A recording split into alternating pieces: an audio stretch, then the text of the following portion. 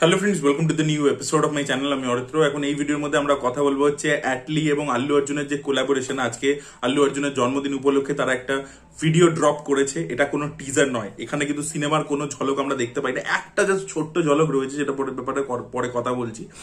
পুরোটাই আমরা দেখতে পাই যে তারা কিভাবে প্ল্যানিংটা করছে, এবং সেই 2.5 মিনিটের ভিডিওটা যথেষ্ট আপনাকে গুজবাম্পস দেওয়ার জন্য এবং ছবিটার জন্য মারাত্মকভাবে এক্সাইটেড করার জন্য এবং ওয়েট করার জন্য যে কবে ছবিটা আসবে। এবং আমরা শুনেছি যে ছবিটা কিন্তু নেক্সট ইয়ারই চলে আসবে, বাট ছবিটা যা স্কেল দেখতে পাচ্ছি আমার তো মনে হচ্ছে না যে অ্যাটলিস্ট নেক্সট ইয়ারের মধ্যে এটাকে কমপ্লিট করতে পারবে বলে। তো আমরা ভিডিওটার মধ্যে কি দেখতে পাচ্ছি? আচ্ছা, সব থেকে প্রথমে happy birthday Allu Arjun. He is one of my পছন্দের স্টার, খুব পছন্দের স্টার। আপনারা, আমি আল্লু অর্জুনের জন্মদিন উপলক্ষে আগেও অনেক ভিডিও করেছি, আমি ভিডিও করেছি আলা বৈকুণ্ঠপুরম নিয়ে ডিটেলে কথা বলেছি। আচ্ছা, Allu Arjun star who doesn't need Rajamouli to deliver a hit, এরকম ভিডিও পুষ্পার অনেক অনেক আগে আমি বানিয়েছি। এভিপিএল এর পরে পরে, তখন পুষ্পা 1ও আসেনি, তখন এই ভিডিও বানিয়েছি। তো আমি আল্লু অর্জুনকে ছোটবেলা থেকে ফলো করছি। যখন সাউথের আর কি তেলেগু ডাব প্রথম প্রথম ছবি আসতো, তো নাগার্জুনাকে আমরা চিনতাম, চিরঞ্জীবীকে আমরা চিনতাম, সেই ছবিগুলো তো অবশ্যই দেখতাম, ভেঙ্কটেশকে চিনতাম। বাট তার পরবর্তীতে যাকে প্রথম আমি চিনি সেটা হচ্ছে আল্লু অর্জুন। এবং আরিয়া 2 এখন রিসেন্টলি রিলিজ করেছে, সেই ছবিটা আমি মাল্টিপল টাইম দেখি। তারপরে আরিয়া 1, তারপরে দেখি, তারপরে পরপর আল্লু অর্জুনের প্রচুর ছবি আমি দেখেছি। সব ছবি অ্যাকচুয়ালি দেখেছি পরে, বাট সেই সময় আর কি দারুণ লাগতো এবং আল্লু অর্জুনকে আমার প্রথম থেকে খুব পছন্দ। তো হ্যাঁ, happy birthday Allu Arjun, happy birthday. এবং আশা করবো যে পুষ্পাতে সে যে সাকসেসটা পেয়েছে, that is just the starting point. নেক্সটে এর পরবর্তীতে সে ত্রিবিক্রমের সাথে যে ছবিটা করছে বা অ্যাটলির সাথে যে ছবিটা করছে, এখান থেকে সে ইন্ডিয়ান সিনেমাকে নেক্সট লেভেলে নিয়ে যাবে। এবং সেটা কিন্তু এই ছবিটার ঝলকই কিন্তু বুঝিয়ে দিচ্ছে যে আল্লু অর্জুন ইজ এমিং বিগ। এমনি এমনি কিন্তু সে যা সাকসেসটাকে নিয়ে একদম পুরো টেকেন ফর গ্রান্টেড নিয়ে আরেকটা পুষ্পার মতো ছবি বানিয়ে দেবো, বা আবার একটা টিপিক্যাল তেলেগু মাসালা ছবি বানিয়ে দেবো, সেরকম কিন্তু সে ভাবছে না। এবার এখানে আমরা কি দেখতে পাচ্ছি? প্রথমে দেখতে পাচ্ছি সান পিকচার্স এর অফিস, সেখানে অ্যাটলি আসছে, সেখানে আল্লু অর্জুন আসছে, দুজনে কথা বলছে। এরকম আমরা বিস্টের অ্যানাউন্সমেন্টের সময় দেখেছি যে ফুল দিচ্ছে, এ করছে এরকম। তারপর আমরা দেখতে পাচ্ছি ডাইরেক্টলি কাট টু একটা ম্যাপ, ইন্ডিয়া থেকে লস অ্যাঞ্জেলেস চলে যাচ্ছে, ওখানে ভিএফএক্স কোম্পানির কাছে যাচ্ছে। সেখানে বিভিন্ন ভিএফএক্স সুপারভাইজার যারা রয়েছে, বিভিন্ন গ্রাফিক্স দিয়ে বিভিন্ন যে ডিজাইনিং গুলো করে থাকে যারা, সেই সব টেকনিক্যাল লোকেদের সাথে কথাবার্তা বলছে আল্লু অর্জুন এবং অ্যাটলি দুজনেই। এবং সেখানে আমরা তাদের ফিডব্যাক গুলো দেখতে পাচ্ছি। তারা বলছে যে আমরা পড়েছি স্ক্রিপ্টটা, আমাদের দারুণ লেগেছে, এই যে পুরো ওয়ার্ল্ডটা, যে অ্যাকশনটা হতে চলেছে একটার পর একটা, যে অ্যাকশন ব্লকস গুলো আসবে, বা যে ক্রিচার্স আছে, এক জায়গায় একজন বলে যে ক্রিচার্স গুলো আছে সেগুলো খুব ইন্টারেস্টিং, যে ক্যারেক্টার্স গুলো আছে সেগুলোর মারাত্মক পোটেনশিয়াল আছে। তো আমরা বুঝতে পারছি একটা পুরো নতুন ওয়ার্ল্ড সে ক্রিয়েট করতে চলেছে অ্যাটলি কিন্তু ওই টিপিক্যাল ছবি করবে না। কদিন আগে আপডেট এসেছিল যেখানে আল্লু অর্জুনকে আমরা ডাবল রোলে দেখতে পাবো, কিন্তু সেটা কিন্তু ওই টিপিক্যাল ডাবল রোলস, ওরকম যেরকম হয়ে থাকে অ্যাটলির ইউনিভার্স এতদিন যা ছবি সে বানাতো, সেখান থেকে কিন্তু পুরো সরে এসে সে আল্লু অর্জুনকে নিয়ে কিছু করছে। তো it's a big mass movie, but সেটার মধ্যে এক্সপেরিমেন্টেশন আছে, সেখানে একটা নেক্সট লেভেলে বাউন্ডারি পুশিং ব্যাপার আছে।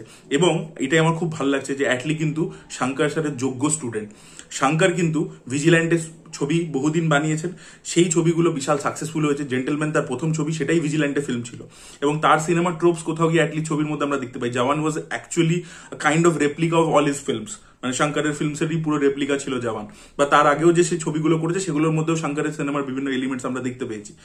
অ্যাটলি শুরু করেছিল রোমান্টিক কমেডি দিয়ে, তারপরে অ্যাকশন ফিল্মসে লাফায়, থেরির মতো ছবি ইত্যাদি করে। কিন্তু শঙ্কর কিন্তু এই ভিজিল্যান্টের টেমপ্লেটটাকে জাস্ট ওই অবধি সীমিত রাখেনি, সে কিন্তু অপরিচিতের মতো ছবি করেছে। তারপরে সে কোথায় নিয়ে গেছে? ইন্ডিয়ান সিনেমাকে রোবটের মতো ছবি দিয়েছে, সেখানে টেকনোলজি সবকিছু নতুন নিয়ে এসছে। তো এটা কিন্তু টেকনোলজিক্যালি শঙ্কর কিন্তু বিশাল বাউন্ডারি পুশ করেছে। ইন্ডিয়াতে প্রথম ভিএফএক্স নিয়ে এসছে শঙ্কর। তো এই জিনিসপত্রগুলো শঙ্কর করেছে, অ্যাটলি কিন্তু সেইটাকে নেক্সট লেভেলে নিয়ে যাচ্ছে।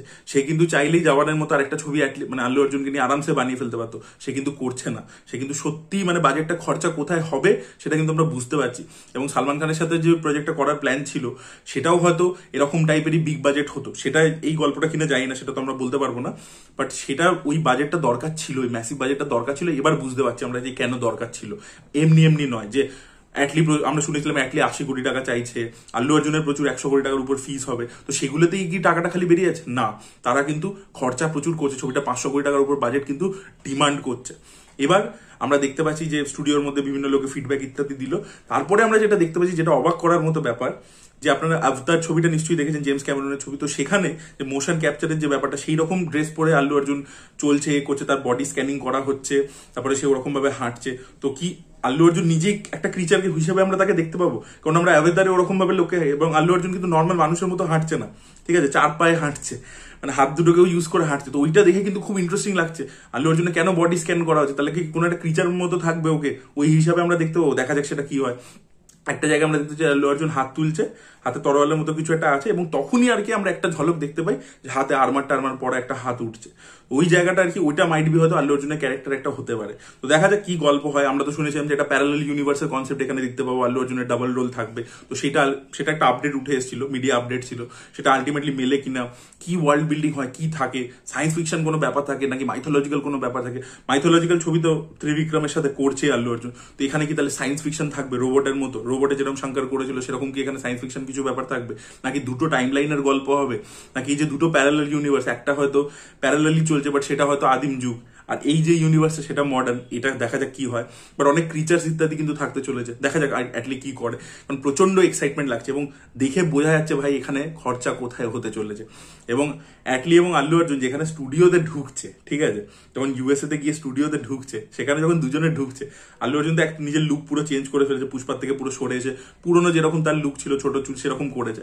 সেটাতে তাকে খুব হ্যান্ডসাম লাগছে। এবং অ্যাটলিকেও কিন্তু, মানে আল্লু অর্জুন তো একটা হিরো, সে সিনেমা করে, অ্যাটলি নিজে তার পাশে হেঁটে আসছে, দুজনকে ভাই মনে হচ্ছে টু হিরো, সিরিয়াসলি বলছি দুটো হিরো যেন হেঁটে আসছে এরকম লাগছে। I am quite excited. আমার ভিডিওটা খুব ভালো লেগেছে। এবং এই সাই অভ্যঙ্কর, যে এটার মিউজিক ডিরেক্টর হিসেবে তাকে ফাইনালাইজ করা হয়েছে, তার কিন্তু এখনো অব্দি প্রথম ছবিও রিলিজ করেনি। তার গান ভাইরাল হয়েছিল, তার ভিত্তিতে সে কিন্তু মাল্টিপল ছবি পেয়েছে। সূর্যার একটা ছবি সে করছে, প্রদীপ রঙ্গনাথের মাইত্রী মুভি মেকার্স যে ছবিটা করছে সেটাতে ও মিউজিক দিচ্ছে। এই ছবিটা অ্যাটলি আল্লু অর্জুনের ছবিটা, সেই ছবিটাতেও সে মিউজিক দিচ্ছে। তো এরকম বড় বড় ছবি দিচ্ছে, মানে একটা গান ভাইরাল হয়েছে, তার ভিত্তিতে একটা 500 কোটির ছবির মিউজিক করতে দেওয়া হয়েছে। যে সূর্যার যে ছবিটাও করছে, ওটা রেহমানের প্রথমে করার কথা ছিল, সেখানে দিয়েছে। তো সাউথে কিন্তু ওরা ট্যালেন্টকে খুঁজে চান্সও দেয় নতুনদেরকে। এরকম নয় যে আমি কোনো ব্র্যান্ড আছে তার সাথেই কাজ করবো, ঠিক আছে। ও তো একটা গান ভাইরাল দিয়েছে, পরেরগুলো তো হয়তো ফ্লপ হয়েও যেতে পারে। তো তা সত্ত্বেও কিন্তু তাকে ভরসা করে চান্স দেওয়া হয়েছে, এবং সেটা কিন্তু সে প্রুভ করে দেখিয়ে দিচ্ছে। আপনার এই 2.5 মিনিট অ্যানাউন্সমেন্ট ভিডিওটাতে পিছনে মিউজিকটা চলছে, সেটাও কিন্তু যথেষ্ট গ্র্যান্ডিয়ার, সেটা কিন্তু প্রমিস করছে। তো আমার পার্সোনালি দারুণ লেগেছে। I am really looking forward. আমার মনে হয় পুরো India is looking forward, because Atlee বড় হিট দিয়েছে জাবানে, আল্লু অর্জুন পুষ্পা 2 দিয়ে ম্যাসিভ একটা হিট দিয়েছে। তো এরা দুজন যখন একসাথে কোলাবোরেট করছে, মাস মিটস স্টাইল, অ্যাকচুয়ালি এখানে ওরা দিয়েছে মাস মিটস ম্যাজিক, যেহেতু একটা মানে ফ্যান্টাসি ওয়ার্ল্ড ইত্যাদি হবে তাই জন্য।